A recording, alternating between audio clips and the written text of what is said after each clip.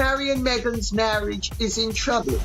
There's such a mess going on around them. Hey everyone, so today we're diving deep into some fascinating details about Prince Harry and Meghan Markle's relationship. Harry's desire to be in the UK is really frustrates Meghan Markle. Harry is deeply disappointed by his fall from grace and is deliberately spending time away from Meghan to rebuild his royal image. From distancing themselves from family to being super committed to their public image, there's plenty to unpack. All right, so as a celebrity matchmaker and dating coach, I'm going to sprinkle some insights along the way to how to navigate a serious relationship in the public eye or even in your own personal circle. So now some fans think that Harry and Meghan's relationship seems a bit too curated. Are Prince Harry and Meghan Markle headed for divorce? If well-placed rumors are to be believed, then the answer sadly is yes. There's a lot of public scrutiny and a lot about the affection and the level of PDA that they show, particularly being attached, they've detached themselves from being royals, but everybody's watching, okay? Now, people are complaining that it may be a little over the top and that they're probably just putting on a show. So in August 2024, they visited Colombia. Harry and Meghan are immersing themselves in Colombian culture, taking part as what's known. And this is where fans really noticed the PDA. And some felt that it looked forced.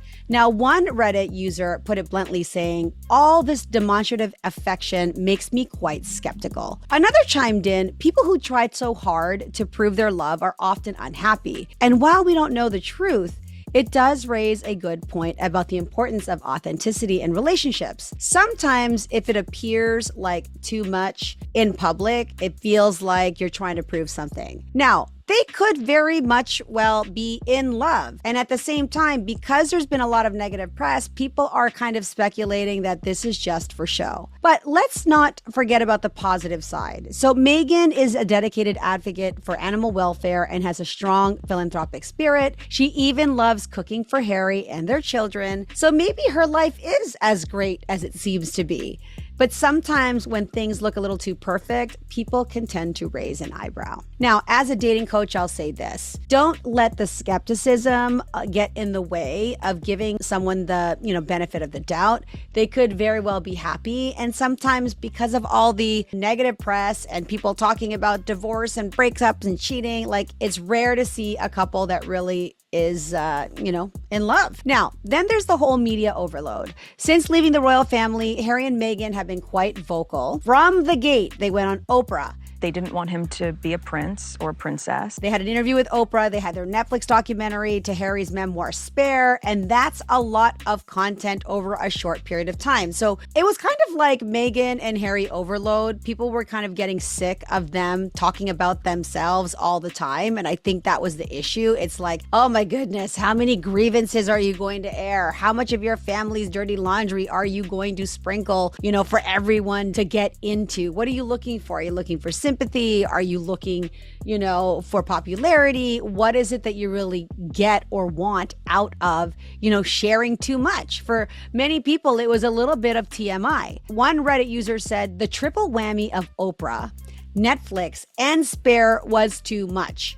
And I get it. In relationships, sharing your struggles can be perceived as healthy, but there has to be a bit of a balance. And constantly airing your grievances can make it seem like your life is more unhappy than it is happy. Why are you guys so full of PDA if your life is so, chaotic and burdened? Now, here's a relationship twist that I even found interesting. Meghan reportedly turned to filmmaker Tyler Perry for support during her and Harry's transition into the US. Now, she did this without really having a close personal relationship with him. This is what has been reported. Tyler had even offered them his home for a while. And while that's generous and kind, relying on someone outside of your relationship for that kind of that's a big ask for somebody, and an emotional support can be kind of tricky. When turning to friends or even acquaintances of the opposite sex,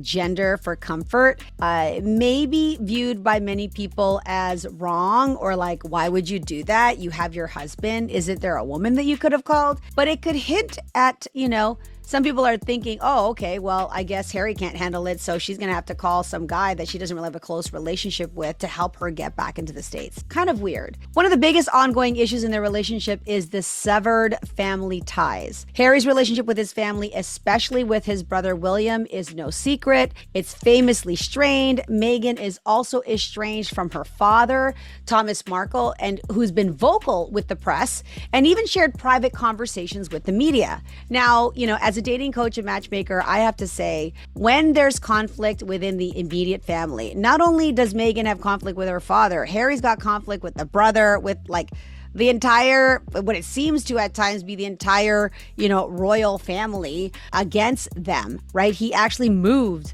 Can you imagine the prince of the queen moving to America to be with his bride? That's a big, ask. It's a big, bold move.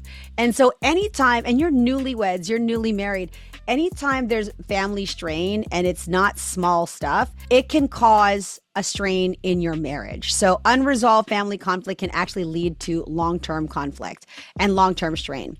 But let's be real, we don't know the full story. We don't know if they are their ride or dies and how they're navigating this. They seem to be navigating it well, but it's not an easy thing to navigate for any couple. Meghan's father and sister have been openly critical and have seemed to be they seem to have capitalized on her fame. It's kind of easy to judge, but family relationships are complex, especially when they're played out in the public eye. Now, in public appearances, people have also speculated that Meghan sometimes likes to take the leads, possibly even overshadowing Harry. At the 2023 Invictus Games, Meghan joined Harry later and took to the stage. Now, it's great to be supportive, but some people might argue, do you always have to steal the spotlight? Let him have his moment, but it's essential for you to give your partner space. It's kind of like showing up at someone's wedding and you're trying to outshine the bride. You wouldn't do that, right? So it's important that you guys, especially when it comes to Meghan and Harry, if it's Meghan's event, Harry should step to the side a little bit, not steal the spotlight. If it's Harry's event, then Meghan should do the same. At least that's what would be the etiquette for that situation. So what do you guys think? Are Harry and Meghan a dream couple who've faced the odds despite all of the things thrown at them? Or are they presenting a front that doesn't reflect the whole truth? Drop your thoughts in the comments below. I love hearing what you guys all think. This is Carmelia, your host, reminding you to stay true to yourself and to your partner. More importantly, we'll see you next time on Daily Break TV.